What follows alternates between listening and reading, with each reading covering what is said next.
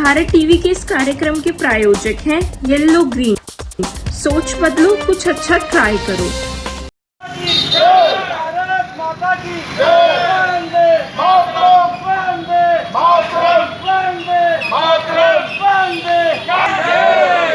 शहीदों का ये बलिदान नहीं भूलेगा हिंदुस्तान। शहीदों का ये बलिदान नहीं भूलेगा हिंदुस्तान। शहीदों का ये बलिदान नहीं भूलेगा हिंदुस्तान। वंदे मातरम, वंदे मातरम, वंदे मातरम।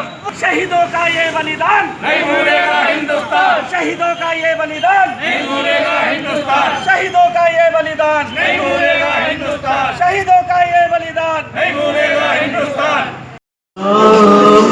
पतित पावन सीताराम।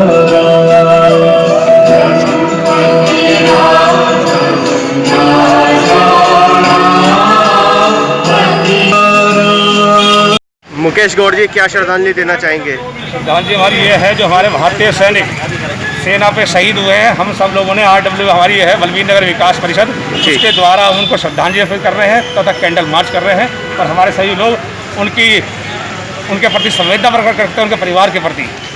वही बात करें चाइना का बहिष्कार, चाइना के सामान का बहिष्कार, चाइना के बहिष्कार का, स्वार के बहिष्कार का समय आ चुका है और हम लोगों को छोटी छोटी चीज़ों पे अपनी इनका बहिष्कार करना पड़ेगा। अपनी भारत की बनी हुई चीज़ों को ही इस्तेमाल करना पड़ेगा। MK अग्रवाल जी, क्या श्रद्धांजलि देना चाहेंगे? श्रद्धांजलि हमारी ये सच्ची श्रद्धांजलि, जो हमारे भारतीय जवान शहीद हुए गलवान घाटी पर, उनका 20 का बदला 2000 से बदले लिया जाएगा, तब हिंदुस्तान चैन से बैठेगा। क्योंकि ये बड़ा गद्दारी करी चीन वालों ने। कुल मिला के आर पार की लड़ाई हो जाए, आर पार लड़ाई होनी है। और जब इसको चीन को शांति मिलेगी, ये चीन समझता है 1962 वाला देश नहीं है ये देश अब मोदी सरकार का देश है ये। सुरेश जी, आप क्या श्रद्धांजलि देंगे? हम चीन को बता देना चाहते हैं ये 1962 नहीं है, ये ना समझे 1962, ये 2020 है। और वो उल्टी गिनती गिन ले, जैसे पाकिस्तान से मिल के कर लेना। ये दोगली चाल बिल्कुल छोड़ दे। ये हिंदुस्तान का बच्चे को अगर छूट मिल गई तो पाकिस्तान चाइना को मिट्टी से मिला देगा। शिव कुमार कौशिक जी, आप क्या श्रद्धांजलि देंगे? हमने सभी सामूहिक रूप से श्रद्धांजलि दी है जो शहीद हुए हैं चाइना बॉर्डर पे। और हम लोगों ने सबने मिलकर के एक संकल्प लिया है कि न केवल चाइना का प्रोडक्ट बल्कि विश्व के जितने भी बाकी कंट्रियां हैं जहां से भी हमारा इंपोर्ट होता है, हमारे सभी बलवीर के पदाधिकारी गणों ने, सदस्यों ने, सभी ने संकल्प लिया है कि हम उनका सभी का प्रोडक्टों का बायकॉट करते हैं। और जो भारत में निर्मित है, जो भारत की कंपनियों द्वारा निर्मित है, उनका यूज किया जाएगा। दूसरा, जो हमारे वीर शहीद सैनिक जो बॉर्डर पर हुए हैं, उनके परिवार के प्रति हमारी संवेदना है। और पूरा देश का बच्चा हमारे देश की सेना और हमारी देश की सरकार, जो कि यशस्वी प्रधानमंत्री श्री नरेंद्र मोदी जी के सानिध्य में चल रही है। और हमें पूर्ण विश्वास है कि हमारा देश सुरक्षित है। ये नया भारत है जो किसी की तरफ आँख उठाता नहीं है, लेकिन अगर हमारी तरफ कोई आँख उठाएगा तो हम उसको छोड़ते नहीं हैं। तो ये बात चाइना, पाकिस्तान और नेपाल जैसे पिद्दी जैसे देश को भी ये समझ लेनी चाहिए कि ये वो पुराना देश नहीं है। ये बंजर भूमि है तो हम दान दे देंगे। हमारी 1 इंच भूमि पे भी अगर किसी की टेढ़ी नज़र डलेगी तो उसकी आँख निकाल दी जाएगी। तो आपके माध्यम से मैं यही कहना चाहूँगा कि देश का एक नागरिक देश की सरकार के साथ है, देश की सेना के साथ है। कुछ गद्दारों को छोड़ दिया जाए तो पूरा देश सेना के साथ है। जय हिंद, जय भारत। क्या श्रद्धांजलि देना चाहेंगे सर? देखिए, मैं तो यही कहूँगा कि इस समय जो पूरा विश्व इस महामारी से गुजर रहा है, चाइना की तरफ से इस तरह का ये जो षड्यंत्रपूर्ण जो घातक हमला किया है, ये न केवल पूरे देश को तोड़ रहा है बल्कि एक राजनीति पर भी दब्बा लगा रहा है जी। इसके साथ साथ पाकिस्तान भी इसके साथ मिल चुका है। लेकिन ये इस गलतफहमी में है कि शायद हम वो 1962 वाले भारत में नहीं रह गए।